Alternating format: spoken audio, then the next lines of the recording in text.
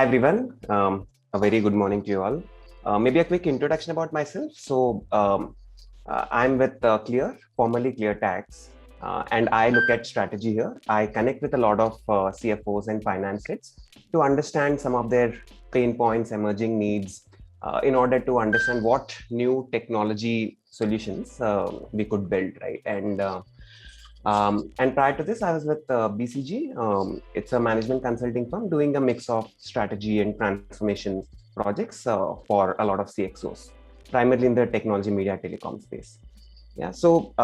And today I wanted to talk about a specific topic, which is what is the role of technology? What's the emerging role of technology in financial compliance and network, right? And how do these two talk to each other?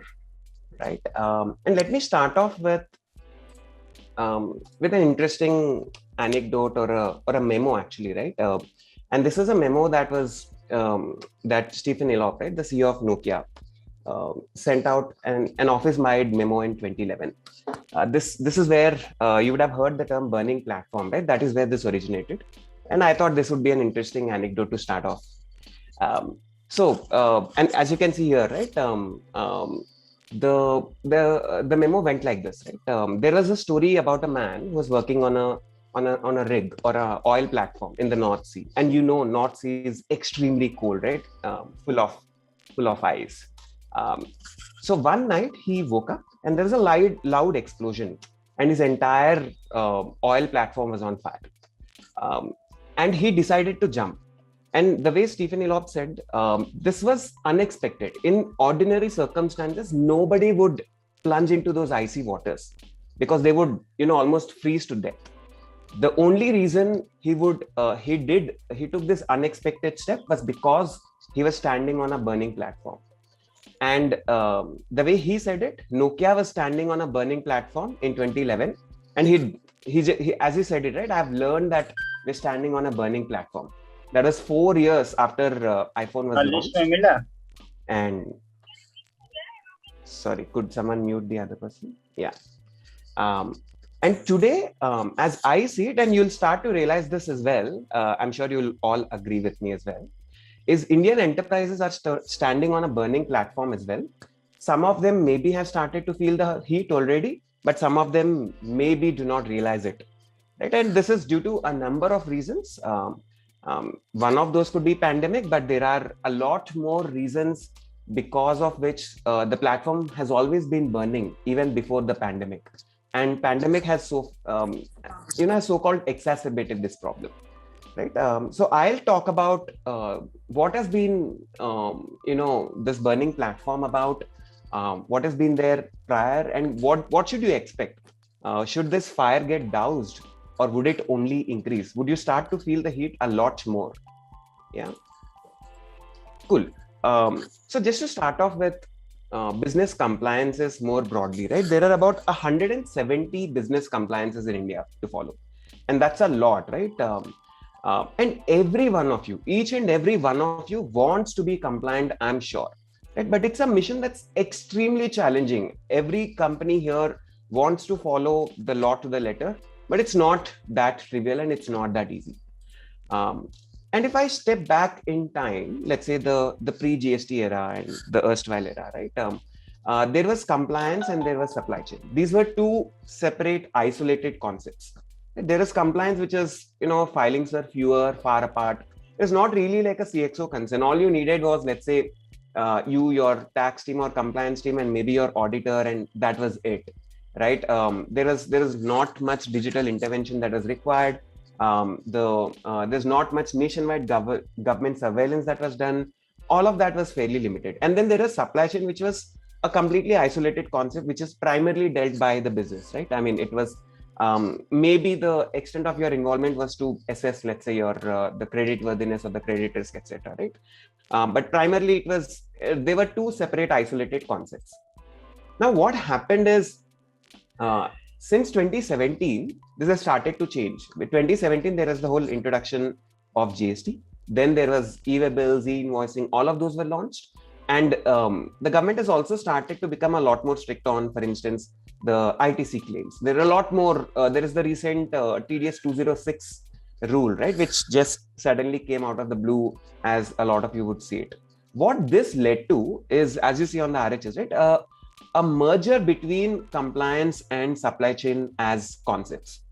Right, they almost became one and the same, right? I mean, you couldn't manage your supply chain without thinking compliance in mind, and you could not ensure you were compliant until your entire ecosystem and your entire supply chain was compliant as well.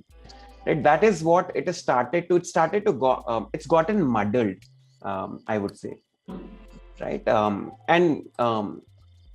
And as I mentioned, a lot of you would find it difficult to achieve 100% complete compliance because of a lot of reasons, right? The tax laws keep constantly changing. That the government rules are becoming a lot more stringent as you go, right? And this is rightly so, right? I mean, there's a fair amount of compliance or tax avoidance of sort in India. There's now access to a lot more data that the government has, because of which they'll be able to do a lot more tech and data-led surveillance. You can see there's an interesting article, the fourth one on the right, and you can look at that. The government has connected the fast tax system and the e-way bill system, right? And this was this is just a start, right? The government is also thinking about integrating the whole direct tax and the indirect tax system as well.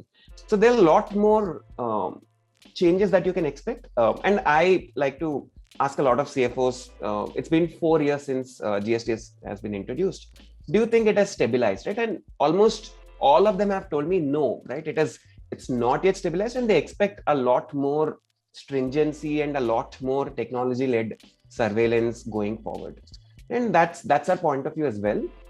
There will be a lot more stringent rules, a lot more technology-led surveillance going forward. And a lot of your business systems are not really there, right? I mean, they're a little weaker. They're probably not as adaptive as you would want them to be. I'm sure like any sort of change in your ERP takes like a few weeks to a few months to make, right? There are a lot more counterparties involved now. It's earlier, as I mentioned, it was just your tax team and maybe your auditor. That is all that is required, right? Now you need to ensure your entire ecosystem is compliant. Your entire vendor ecosystem is compliant to ensure you are getting your input tax credits, right? You need to ensure your dealers and distributors comply with the law. Otherwise, maybe their business might shut down, right? And more broadly, India is also moving towards a more real-time approach.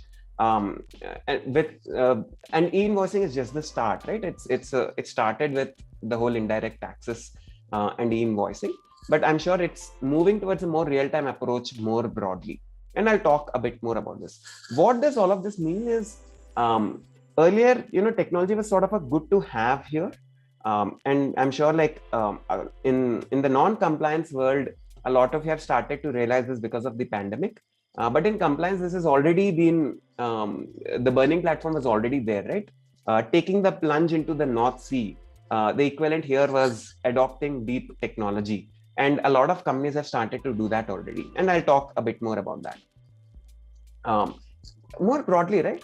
Compliance also deeply influences shareholder value in developing markets. And this point of view is, a lot of surveys, for instance, that were conducted by with the investors and some of the VC firms, right? They would start to see this, and there's a reason for it, right? There's an inherent risk in developing markets because the markets, the regulations, the customers, the competitive landscape, none of this is sort of evolved. Right? The only thing that is strongly in your hand is, as they see, compliance, right? And hence, a strong compliance is a signal of quality for investors. That hence there is a disproportionate value that's placed on compliance when investors look at developing markets. Yeah. And we did a lot of analysis with some of our customers, right? And 75% of the enterprises, they were not fully compliant. 80% of them leave sizable money on the table, right? I'm sure a lot of you look at your tax line item as in your P&L. You don't take a look at it from an optimization lens, right? I mean, a lot of you would look at, for instance, procurement optimization, or let's say your supply chain optimization, or even, for instance, your dealer distributor commissions optimization, right? not a lot of you look at your tax line item and think of it from a optimization lens.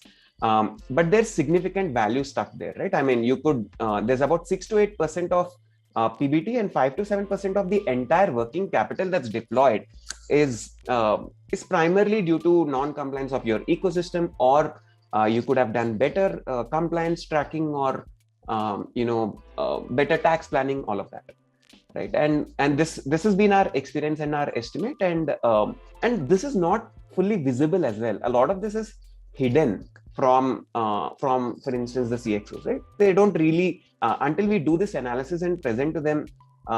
Most of the times it's almost think of this as like the change you find in like some your spare pants or in your couch, right? That's how this is.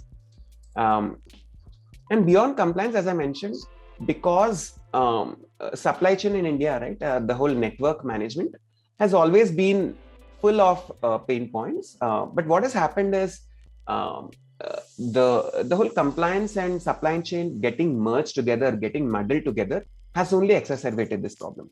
Right? Some of these, for instance, on the LHS have been perennial problems. Right? There's been a lot of bandwidth in manual activities. It used to take a lot of time for you to even get to a source of truth with your vendors or with your dealers, distributors on what exactly is the invoice, what is the amount, all of that, right? Now, what has happened is because of e-invoicing, because of compliance and supply chain getting muddled, the pain point has only gone up, right? And we only expect this to get worse or get more difficult for you, right? I mean, you would worry about, for instance, the incoming e-invoices authenticity, right? There's a point of view on invoice discounting. For instance, a lot of vendors have started to ask for invoice discounting or early payment programs from a lot of you. And this happens because, and we've seen this in some of the other countries in the past, right? Even India lags behind credit availability or even invoice discounting today. And that's because it takes a lot of time for you to even align on a source of truth for your invoice. But once that happens, there's invoice discounting and early payment programs that open up. Right? So all of this is going to change the world significantly for you. Right? This is not going to be the same world, for instance, that you grew up with in your erstwhile era. And if I take a step back, what does a CFO look at? There's the whole planning and budgeting, financial compliance, payments, credit management, transacting with your vendors. There's the whole record keeping, reconciliations. There's a whole lot of things on your mind, right? And who do you look to? You typically look to, for instance, someone like a Big Four, or for instance, some of your ERPs, etc. Right? And what we've started to realize is there's a gap here. Some of your big audit firms and your ERPs may not fully address some of these needs. For instance, the big audit firms, they're not a tech first company to start off, right? I mean, they use a lot of legacy solutions and everything, right? They're smaller tech teams when it comes to compliance. But more broadly, the third point is the most important point here. They're not even thinking about creating a common workbench across your other teams. And that starts to become important in the new era, right? It's not just you and let's say your tax team or your tax consultant being on the same platform. It has to be your account payable team, your procurement team, your account receivable team, even your vendors, your dealers, distributors. All of them have to be on a common workbench or a common platform. They have to start to see the same set of source of truth going forward, right? And same is the case with ERPs as well, right? I mean, frankly, SAP and Oracle, for instance, less than 5% of their global revenue comes from India. Right? I mean, I would go to the extent of saying they don't care as much about India. Right? There are a lot of India-specific problems here, but they're not necessarily on the top of mind of Oracle and SAP, right? And there's a lot of, because they're built in the whole non-cloud era, right? They're actually built in the whole desktop era. There's a lot of legacy baggage. Any sort of change, I'm sure if you want to deploy, it takes about a few weeks to sometimes even a few months for you to deploy that change, right? And the government will not wait for that long, right? I mean, they would go ahead and implement a sort of new rules as quickly as their systems allow for it, right? Not necessarily your systems allow for it. So what do you do, right? Where do you start today? And a lot of companies have started to think about, how do I become an early adopter of technology? But how do you start? And this is something I ask a lot of CFOs that I interact with. What are some? Tell me like 3 wishes, right? If you have 3 wishes to ask a genie, what would that be? And these were 3 that they usually come up with.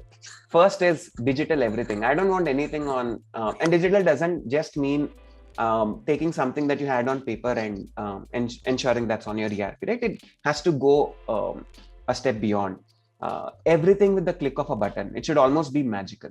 Second is automation everywhere, right? Everything has to be automated. Everything has to be reconciled. There are a lot of different things. You have your ERP, you have your returns, you have your invoice, e-bills, you have what's on your vendors ERP, what's on your dealers and distributors ERP. All of that has to be automatically reconciled in real time. And the third wish that they ask for is a single data source that everybody can agree on. And that's not just you and your tax consultant, but as I mentioned, everybody else in the whole ecosystem should be on the same source of truth in real time. Right? And just to add, I mean, I don't think we're even saying we're going to grant all your wishes here. But this is what we've realized, and these are our North Stars at Clear, if you will. Yeah. And we personally try to solve this pain, and we already solve this 10 times better, right? I mean, let me start talking about Clear now, because that's something we wanted to do towards the end. What are typically your alternatives, or what did you use in the erstwhile era? Right? You had a whole host of government tools, some suboptimal technology from your auditor. There were a lot of ad hoc ERP solutions, right? And this led to a lot of, while they were okay, they will no longer be sufficient. What you needed and what you will need is SaaS that addresses your pain 10 times better, right? So an AI first, an analytics first solution that reduces the need for manual intervention completely, right?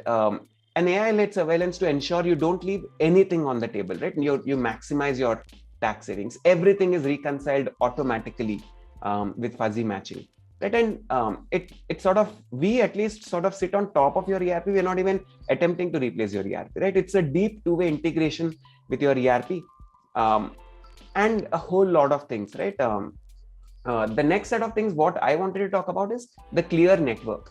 What this means is, we're not just attempting to get you compliant standalone, right? What we started to realize is, because compliance and supply chain have started getting muddled together, we needed to address a lot more of your network pain points.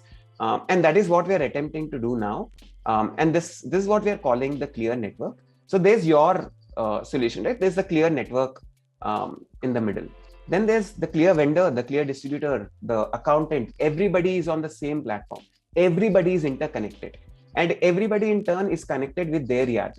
So in a way, what happens is, you can think of this as a smart layer on top of your ERP, which helps you, connect with all the government bodies, whether that be your direct tax, indirect tax, NIC, etc.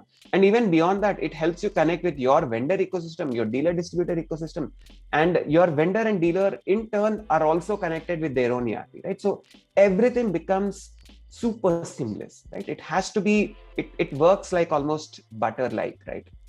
And if I take a step forward, right? If let's say I project this for, let's say, 5 years, 3 years down the line, right? In 2024, how would the world look like? And our point of view is everything will be automated, right? All the business processes will be automated. There'll be an AI-led surveillance of not just you surveilling your own data, but even the government. Think of the amount of data government has about you now, right? I mean, the B2C data is what gets talked about. Like, for instance, Facebook and Google has a lot of data about you and everything, right? Now on the B2B side, the government has the highest amount of data about you. They have every single invoice, right? So imagine what they can do. What is the extent of surveillance that's possible, that's at their disposal, if they started using AI, right? And that's what they've started to think about. Imagine if they started to link direct and indirect tax systems. If they started to link the whole e-bill system with the transport department, right? The things just open up. It just becomes almost crazy, right? I mean, um, and what this means is technology is not just a good to have, right? It's almost now a must have. It's required for your survival. And what this will, some of this will open up is like the last two things, right? It opens up a seamless interaction across your entire vendors and distributor ecosystem. There'll be a deep proliferation of technology-led credit, as I mentioned, right? And this is called invoice discounting, early payment program, some of that. That is how our point of view is. That is how we see the world going forward. Um, and this is something I think interesting that our marketing team had come up with. Um, a lot of companies take the longer route, right? The whole left hand side. They would first think about, let's say, they'll try to throw people at this problem. They'll scale up their own workforce. And once they realize it's not possible to just throw people at this problem, they'll try to train them, upgrade them. They'll realize it's not possible. They'll go to their auditor for help. And finally, they realize it's not possible. I need to bring in smart technology. That's the only sustainable solution to this problem. The smarter route is many people just cut short this problem and directly bring in smarter technology, right? And let me then now talk about our company as well for a couple of minutes before I end it. We now have about 2,500 enterprises on our platform, and this number is growing, right? We're pretty much the compliance leaders already. And if I take the larger enterprises, the 1,000 crore plus enterprises, we are pretty much the leaders. We have more number of logos than, for instance, any of the big audit firms or any of them standalone, right? 10% of India's GDP is already on our network. Right? And our journey started off, at least in the enterprise space, in 2017, right? I mean, at that time, there was about $70 billion worth of invoices on our platform. Now there's 300 billion invoices that flowed through our platform in FY21. And this has only been growing. And you can see the hockey stick growth that we are on. We're pretty soon we will reach $1 trillion of India's economy on our network pretty soon. We're only second to the government in terms of the platform. We're larger than most banks. We dwarf some of the other fintechs. It's just that we are a little less known compared to some of the others. And as a lot more companies and enterprises, their vendors, distributors, a lot of the chartered accountants, a lot of consumers start to get to our platform, it only becomes richer, more powerful, because we are cloud native, we are cloud first, AI first, right? So the solutions only get better. This is where we are. I'll just end on the slide. So today we have the entire compliance suite. We call it the Clear Compliance Cloud, whether it's GST, e-invoicing, e-way bill, Max ITC, which not only addresses your tax team problems, but also your account payable teams problem, your vendor management problems. Then TDS and Clear ERP Connect, which sits on top of your ERP. But what we are now also building in 3 to 6 months is the whole vendor network and the invoice discounting platform. And in a year, we'll also start to address your forward network, right? Your forward part of the value chain. We're very excited to be on this journey, and please connect with us if you want to be part of this journey as well. We will reach out to some of you post this event. Thanks a lot for listening to us.